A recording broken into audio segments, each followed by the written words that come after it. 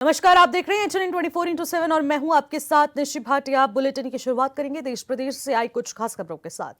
राष्ट्रपति द्रौपदी मुर्मू अपने 3 दिवसीय दौरे पर रांची पहुंच चुकी हैं, जहां बिरसा मुंडा एयरपोर्ट पर मुख्यमंत्री हेमंत सोरेन और राज्यपाल संतोष कुमार गंगवार ने उनका भव्य स्वागत किया। वहीं एयरपोर्ट से निकलकर राष्ट्रपति का काफिला कड़ी सुरक्षा के बीच लोक भवन के लिए रवाना हो गया।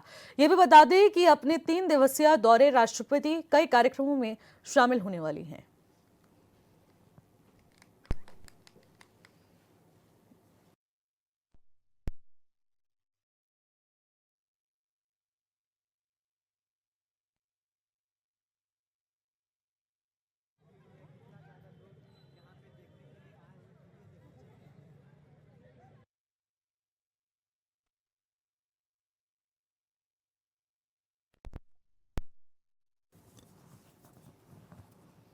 इसी खबर पर ज्यादा जानकारी के साथ हमारे संवाददाता जयंत कुमार इस वक्त हमारे साथ जुड़ रहे हैं। जयंत, जानना चाहूंगी, राष्ट्रपति रांची दौरे पर है इस वक्त और आखिरकार क्या कुछ कार्यक्रम राष्ट्रपति द्रौपदी मुर्मू के प्रस्तावित रहने वाले हैं?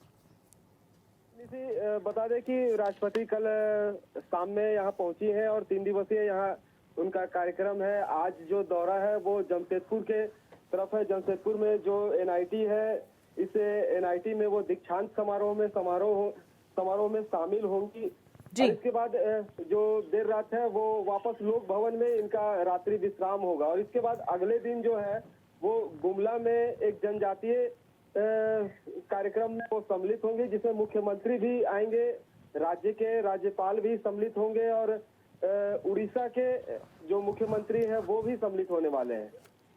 और इसके अलावा अगर देखा जाए तो राष्ट्रपति द्रौपदी मुर्मू इस वक्त रांची के दौरे पर है और राष्ट्रपति का दौरा बेहद खास माना जा रहा है। आखिरकार क्या कुछ उम्मीदें लगाई जा रही हैं राष्ट्रपति के दौरे को लेकर, कितना सफलदायक होने वाला है और सुरक्षा की क्या कुछ इंतजाम है? जिस तरह जो पहले से उनका एक अभिभावक के तौर पर वो रही है, इससे पहले राष्ट्रपति से पहले वो यहाँ राज्यपाल रही हैं, तो उम्मीदें लोगों की है और राजनीतिक नजरिए से भी देखा जाए तो यह उम्मीद उनसे जताई जा रही है। जिस तरह जो लगातार झारखंड में जो जनजातीय या आदिवासी समुदाय की जो मांग चल रही है, इसे लेकर वो मतलब राजनीतिक तौर पर ये चाहते हैं कि जो राष्ट्रपति है जो आदिवासी मुद्दों पर ध्यान दें। बिल्कुल, आदिवासी मुद्दों का आपने जिक्र किया जयंत। आखिरकार जिस तरीके से उनका एक खास लगाव झारखंड से भी है, रांची से उनका बेहद खास लगाव माना जाता है और वहां के लोगों की हमेशा से वो आवाज बनी है। आखिरकार क्या कुछ लग रहा है कि राष्ट्रपति द्रौपदी मुर्मू को लेकर जिस तरीके से प्रदेश में इस वक्त माहौल बना हुआ है, क्योंकि उनके इस दौरे को काफी उत्साहित रूप में यहाँ की जनता लेती हुई नजर आ रही है, आखिरकार क्या कुछ माहौल है इस वक्त? पिछले दिनों जिस तरह पेशा कानून को लेकर लागू किया गया था कि पेशा कानून जो कैबिनेट से पास हुआ था और इससे पहले जो इसे पेशा कानून को ही लेकर जो लोगों में उत्सुकता थी, अब जिस तरह लागू हुआ है तो ये कहीं ना कहीं आदिवासी संगठन है या गांव के जो लोग हैं इनमें काफी खुशी है। वहीं सरना धर्म कोड को लेकर भी उम्मीद जताई जा रही है। जिस तरह विधानसभा से सरना धर्म कोड को पास कर दिया गया था, अब जो राज्यपाल से इसे स्वीकृति नहीं मिली है, तो उम्मीद जता रही है कि कहीं ना कहीं हस्तक्षेप जो राष्ट्रपति का हो वो इनका रहे। बिल्कुल जयंत, और ये बेहद महत्वपूर्ण रहने वाला है इस बार का दौरा राष्ट्रपति द्रौपदी मुर्मू का, क्योंकि यहाँ पर झारखंड की जनता की भी उनसे काफ़ी उम्मीदें जुड़ी हुई हैं और जिस तरीके की सुरक्षा व्यवस्था के बीच उनका ये दौरा बेहद खास माना जा रहा है वो देखने वाला विषय रहेगा। बिल्कुल जयंत, जिस तरीके से आप बता रहे हैं वो बिल्कुल सही है और आखिरकार राष्ट्रपति का ये दौरा कितना सफलदायक होगा ये भी देखने वाला विषय रहेगा। आप हमारे साथ बने रहिएगा जयंत। फिलहाल इस जानकारी के लिए शुक्रिया। खबरों में आगे बढ़ेंगे। अरावली पहाड़ियों की नई परिभाषा को लेकर देश भर में विवाद है। 100 मीटर ऊंचाई और 500 मीटर दायरे के फॉर्मूले पर खनन बढ़ने की आशंका जताई जा रही है। हालांकि सरकार इसे भ्रम बता रही है, लेकिन विशेषज्ञ चेतावनी दे रहे हैं कि अरावली खत्म हुई तो उत्तर भारत का पर्यावरण संकट में पड़ जाएगा। झारखंड की राजधानी रांची से भी अब इसका विरोध देखने को मिल रहा है, जहां लोग अरावली की पहाड़ियों को बचाने के लिए सड़कों पर उतर आए हैं।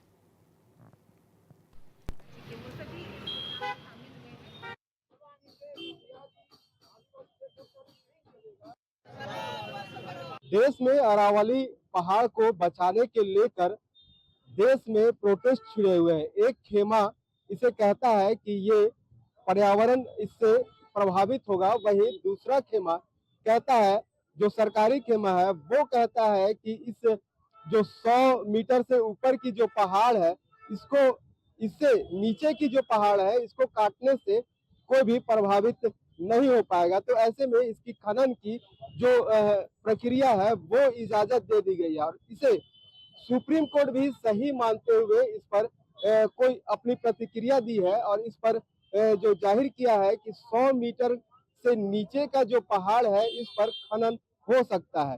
तो आज राजधानी रांची में भी इसे लेकर प्रोटेस्ट निकाला गया है। जो सीपीआईएमएल और आयशा जो संस्था है इनके द्वारा जो यहाँ प्रोटेस्ट निकाला गया है और इन खेमे का जो कहना है कि अरावली पर्वत जो और हसदेवा में जिस तरह खनन हो रहा है तो इससे कहीं ना कहीं पर्यावरण को नुकसान हो रहा है और ये कारपोरेट जो हाथों में देने की जो बात कह रहे हैं। एक खेमा इसके बचाव में है अरावली पर्वत को, वहीं सरकारी खेमा देखा जाए तो इसे सही मान रही है। तो आप इसे किस तरह देख रहे हैं? इसमें जनता की जो नजरिया है उसी नजरिया से हम लोग देख रहे हैं। हम लोग मानते हैं कि डेवलपमेंट एक ऐसे शब्द है जिसका कई तरह की उस विकास को हम समर्थन करें या विरोध करें। कुल मिला के ये जो जिस तरह से धड़ल्ले से पर्यावरण का विनाश करते हुए विकास की ओर बढ़ा जा रहा है, ये विनाशकारी है। ये देश के लिए, देश की संप्रभुता के लिए, आदिवासियों के लिए, गरीबों के लिए, मजदूर किसानों के लिए ये विनाशकारी है। इसलिए इसका हम विरोध करते हैं। और आज इस शहर में महामहिम राष्ट्रपति जी यहाँ आए हुए हैं। मैं इस कार्यक्रम के जरिए राष्ट्रपति जी का भी ध्यान आकर्षण कर रहा हूँ कि इस सवाल पर वो तुरंत हस्तक्षेप करे। और ये जो अरावली जो है ये हमारे एक बड़ा धरोहर है। ये महाराणा प्रताप जो पूरा लड़ाई लड़े थे वो इसी अरावली के शिवाजी की जो लड़ाई है वो इसी अरावली पर ही है। ये पूरे इतिहास को मटियामेट करने के लिए जो एक सुप्रीम कोर्ट के तरफ से और केंद्र सरकार के तरफ से जो साजिश रची जा रही है, इसके खिलाफ राष्ट्रपति को आवाज बुलंद करनी चाहिए। अगर वो नहीं करेंगे तो हम लोग इस लड़ाई को और भी सड़कों पर और भी ज्यादा तेज करेंगे। लेकिन सरकार का यह मानना है कि जो 100 मीटर से नीचे का पहाड़ है वो खनन कर सकते हैं। हास्यास्पद है। मैं कह रहा हूँ कि ये अधिकार सरकार का है ही नहीं, न सुप्रीम कोर्ट का है कि वो तय किया करेगा। तो ये तय कौन करेगा? ये जो जियोलॉजिस्ट लोग हैं, जो भू विज्ञान के पंडित लोग हैं, वो लोग तय करेंगे। ये हर साइंस है ना। अब फिजिक्स का जो मामला है वो जो केमिस्ट्री वाले तय करने लगे, केमिस्ट्री का मामला है वो ज्योग्राफी वाले तय करने लगे, तब तो पूरा अनार के अराजकता पैदा हो जाएगा। हम कह रहे हैं सरकार को ये अधिकार किसने दिया? वो जिस मैनिफेस्टो के आधार पर वो चुनाव जीत के लाया है उसमें लिखा हुआ है ये बात कि हम 100 मीटर से नीचे वाला को पहाड़ नहीं मानेंगे। उसमें क्यों नहीं लिखा था? ये लिख करके वह चुनाव लड़ता।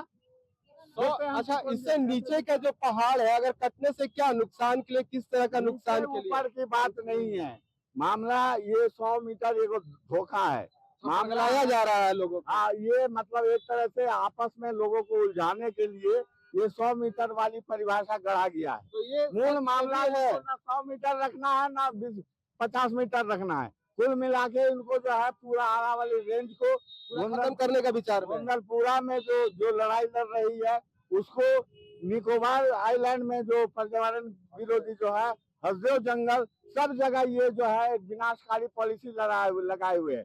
इनका मूल टारगेट है आदिवासी लोग, समझ गए? जो आदिवासी लोग यहाँ के मूल नागरिक है। ये हिंदुस्तान अगर हिंदुस्तान बना है तो इसको जिसको आबाद करने का काम बोला जाता है, इसको जो रहने लायक बनाना है वो आदिवासी लोग किया है। अब उन्हीं को कभी माओवादी कह करके, कभी अपना 100 मीटर का डेफिनेशन दे करके, कभी कुछ कह करके, कभी कुछ कह करके उनको ये तो केंद्र सरकार की बात हो गई। झारखंड में भी कुछ इस तरह का देखा जा रहा है। जो अडानी की एंट्री हुई है और कई पर्वत उनके जो पहाड़ है खनन को है ये भी उनको इजाजत दे दिया गया है। वो ये भटकाव है, ये विचलन है। मैं समझता हूँ कि मैं साफ साफ कह रहा हूँ कि अभी हाल में झारखंड का जो विधानसभा चुनाव हुआ जिसमें प्रचंड बहुमत से हेमंत सोरेन सरकार जीत कर आए, उस जनादेश का ये बिल्कुल उल्टा बात चल रहा है।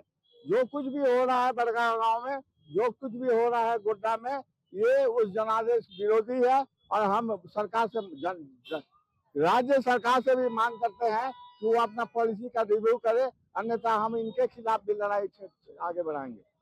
रांची से एचएनएन के लिए जयंत कुमार। तो वहीं इसी खबर पर ज्यादा जानकारी के साथ जयंत कुमार हमारे संवाददाता लगातार हमारे साथ बने हुए हैं, उनसे भी ज्यादा जानकारी ले लेंगे। जयंत, अरावली की पहाड़ियों के बचाव को लेकर बड़ा विवाद छिड़ चुका है और इसकी आंच रांची में भी देखने को मिल रही है। वहां पर पर्यावरणविद हो या फिर आम जनता विरोध प्रदर्शन पर उतर आई है। आखिरकार क्या कुछ कहा जा रहा है, क्योंकि एक तरफ सरकार कह रही है कि भ्रम फैलाने की कोशिश की जा रही है, इस तरीके से खनन नहीं होने वाला। जी नीति, इसमें देखिए कि पूरे देश के साथ साथ राजधानी रांची वासी भी इस पर विरोध जता रहे हैं। जिस तरह अरावली पर पहाड़ को लेकर या छत्तीसगढ़ की जो हसदेवा जंगल है और इस तरह के कटाव जो हो रहे हैं लगातार, इसे लेकर जो आदिवासी संगठन है इसका विरोध जता रहे हैं। लगातार उनका कहना है कि इससे पर्यावरण पर, जलवायु पर असर पड़ने वाला है। बिल्कुल। वहीं जिस तरह पर्वत और पहाड़ अगर कट जाते हैं तो जो आदिवासियों का है उनका अस्तित्व मिटने वाला है। तो ये सरकार की एक तरफ से बेरुखी है इन आदिवासियों के प्रति। जिस तरह आदिवासी संगठन जो है आदिवासी को मिटाने को लेकर जो सरकार लगी हुई है, इसका विरोध ये जता रहे हैं। बिल्कुल जयंत, ये सच बात है कि अगर अरावली की पहाड़ियों में खनन होता है, किसी भी प्रकार से नियमों को अगर माना जाता है और उस पर इंडस्ट्रियल जिसे कहेंगे कार्य होना शुरू हो जाता है, तो उत्तर भारत पर पर्यावरण को लेकर एक संकट बहुत बड़ा आन पड़ेगा और यहाँ पर उत्तर भारत को बचाना भी बेहद मुश्किल हो जाएगा। लेकिन पर्यावरण संतुलन को लेकर और वन्य जीवों को लेकर कितनी चिंतित सरकार नजर आ रही है, जो इसे भ्रम कहती हुई नजर आ रही है। आखिरकार वाकई में स्थिति क्या है, सरकार की ओर से क्या कुछ प्रतिक्रिया सामने आ रही है इस मुद्दे को लेकर?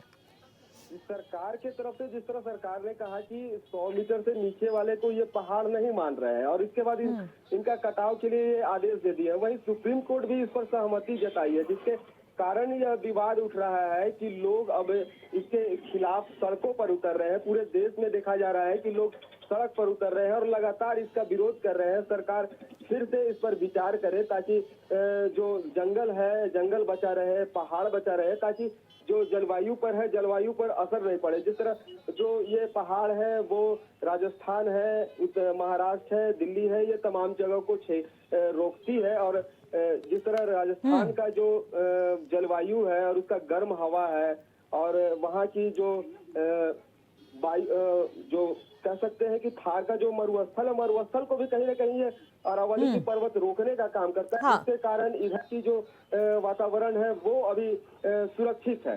तो पहाड़ कटने से कहीं ना कहीं ये वातावरण पर असर पड़ेगा, जिसके कारण जो लोग विरोध कर रहे हैं। लेकिन सरकार की जो रुख देखा जाए तो सरकार अभी इस पर कोई विचार नहीं कर रही है। सीधे जो है वो कॉर्पोरेट घरानों को देने का विचार ये सीधे बनाकर रखी है, जिसका कारण यह है कि आदिवासी संगठन लगातार इसका विरोध कर रहे हैं। लेकिन जयंत, इस मुद्दे पर सरकार खंडन भी करती हुई नजर आ रही है और इससे कहा जा रहा है कि भ्रम फैलाने की कोशिश की जा रही है। इस तरीके से अरावली के पहाड़ों को छेड़ा नहीं जाएगा। लेकिन वाकई में जो स्थिति है और जो आदिवासी समुदाय को लगता है कि किस तरीके से उनके जीवन और उनके हकों को छीनने की कोशिश की जा रही है, दूसरी तरफ वन्य जीवों को भी ध्यान में रखना चाहिए और अरावली की पहाड़ियां पर्यावरण को संतुलित रखने में कितना महत्वपूर्ण योगदान देती है, इस बारे में भी सरकार को सोचने की बेहद जरूरत हो जाती है। बहुत बहुत शुक्रिया जयंत, हमारे साथ जुड़ने के लिए, तमाम जानकारी साझा करने के लिए। खबरों में आगे बढ़ेंगे। प्रधानमंत्री मोदी की पहल पर उत्तराखंड में शीतकालीन पर्यटन को बढ़ावा देने के लिए राज्य प्रदेश सरकार ने अब पर्यटक स्थलों में सुविधा देने की कोशिश शुरू कर दी है, जिसको लेकर केंद्रीय सड़क परिवहन राज्य मंत्री अजय टम्टा ने बताया कि इस साल बरसात की वजह से प्रदेश में कई सड़कें इफेक्टिव हो गई हैं, जिसके चलते पर्यटन पर प्रतिकूल प्रभाव पड़ रहा था और लेकिन विंटर टूरिज्म बढ़ाने की अब कोशिश लगातार जारी है।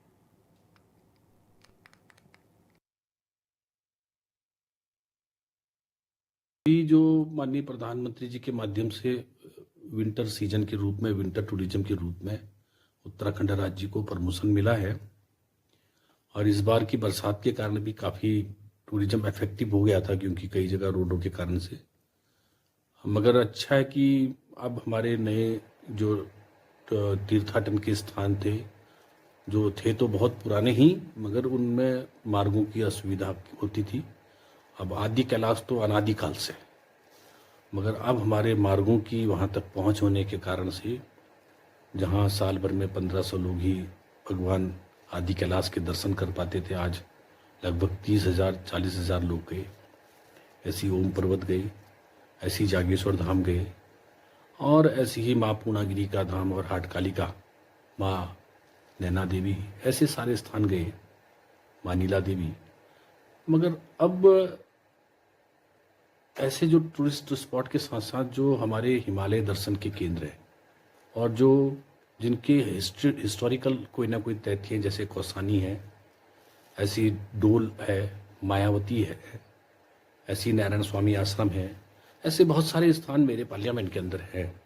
तो इन पर भी हम कुछ ना कुछ कार्यक्रम कराएंगे। माननीय मुख्यमंत्री जी से मेरी वार्तालाप हुई है और उसके क्रम में हम अभी कौसानी में एक कार्यक्रम करने वाले हैं, और उसको प्रमोशन के लिए कि कौसानी का प्रमोशन बढ़े, ऐसी मचखाली का प्रमोशन बढ़े, ऐसे हम लोग टूरिस्ट स्पॉट्स पे भी कुछ कार्यक्रम करेंगे।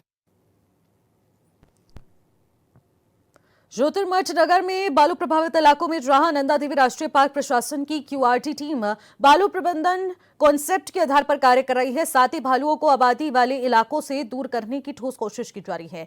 वहीं क्षेत्र के दूरस्थ गांव जो कि इस सीजन में सबसे ज्यादा भालू से प्रभावित रहे, ऐसे में थेंग गांव में एक बार फिर से भालू का आतंक पड़ने की खबर है। क्षेत्र पंचायत सदस्य थेंग रमा देवी ने बताया कि भालू ने थेंग गांव के मोहन सिंह नेगी की गौशाला को निशाना बनाते हुए बकरियों को अपना निवाला बना दिया है। घटना को लेकर ग्रामीणों में आक्रोश है।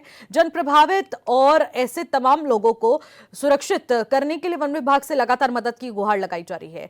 प्रतिनिधि धन सिंह का कहना है कि पिछले कई महीनों से हमारे गांव में भालुओं ने जबरदस्त आतंक मचाया हुआ है और अब तक करीब 60 से ऊपर पालतू मवेशियों को भालू अपना शिकार बना चुका है। साथ ही दर्जनों गौशालाओं को बर्बाद भी किया जा चुका है। उन्होंने विभाग से मांग की है कि सबसे पहले गांव के इन आक्रामक भालुओं को पकड़कर बाहर भेजा जाए। ऐसा न होने पर एनडीपीआर मुख्यालय पर धरना प्रदर्शन देने पर वो मजबूर होंगे।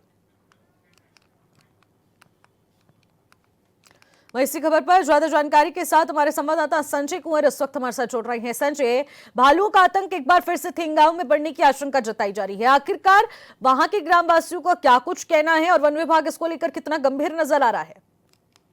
देखिए, सबसे पहले तो मैं आपको ये बता दूं कि जो ज्योतिर्मठ का जो 9 वार्डों का पूरा क्षेत्र है, नगर क्षेत्र ज्योतिर्मठ, वहाँ पिछले 3 से 4 माह से लगातार जो है भालुओं का आतंक जारी है। और नंदा देवी राष्ट्रीय पार्क का जो पूरा प्रशासनिक अमला है क्यूआरटी टीम के साथ इन भालुओं को जो है नगर क्षेत्र से बाहर खदेड़ने में जुटा हुआ है। हालांकि जो भालू मैनेजमेंट की जो नई तकनीकें सीखने के बाद जो है यहाँ पे कई डिजिटल उपकरण भी जो है लगाए गए ताकि जो है भालू आबादी वाले स्थानों में ना आए। लेकिन इस बीच जो है दूरस्थ स्थानों में जो है भालू के आक्रमण की भी खबरें लगातार बढ़ी है। थेंग गांव एक ऐसा गांव है ज्योतिर्मठ का दूरस्थ गांव की जहां पे पिछले 4 माह में लगभग 50 से अधिक मवेशियों को जो है ये भालू अपना निवाला बना चुके हैं और 1 दर्जन से अधिक गौशालाओं को क्षतिग्रस्त कर चुके हैं। अभी कुछ दिन इनका आतंक थमा तो अचानक जो है कल देर रात को जो है एक जो काश्तकार है वहाँ थेंग गांव के, उनके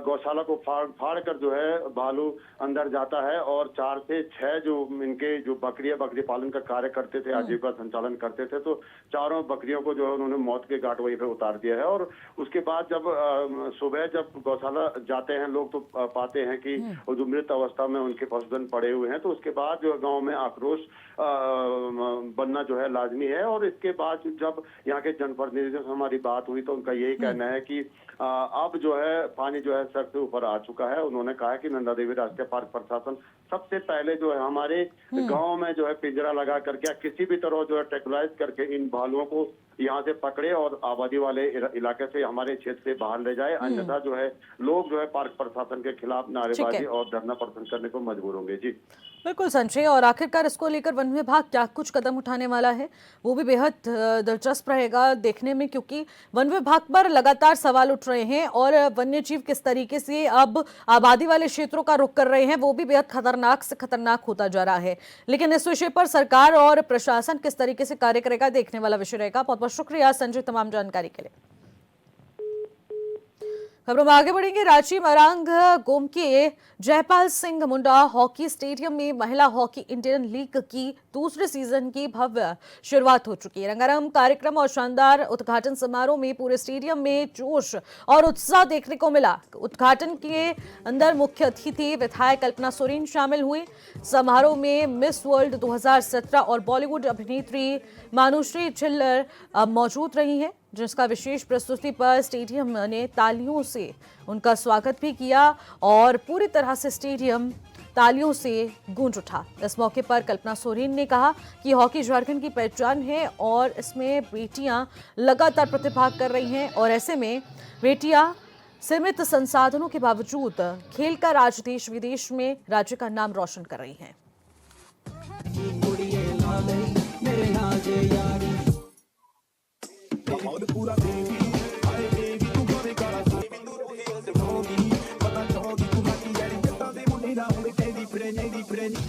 Ladies and gentlemen,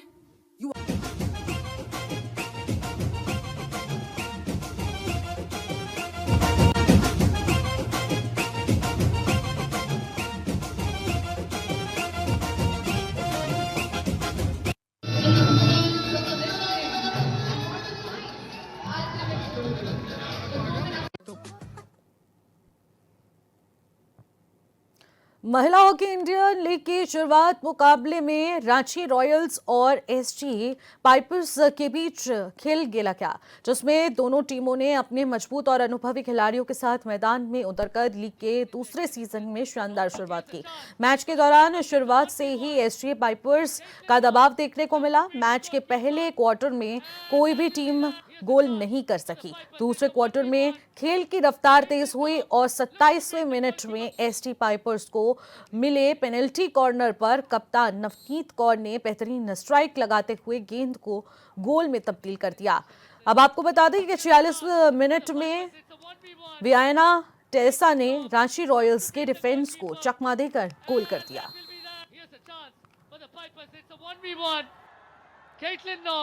Looks to beat the goalkeeper. Preeti Dubey.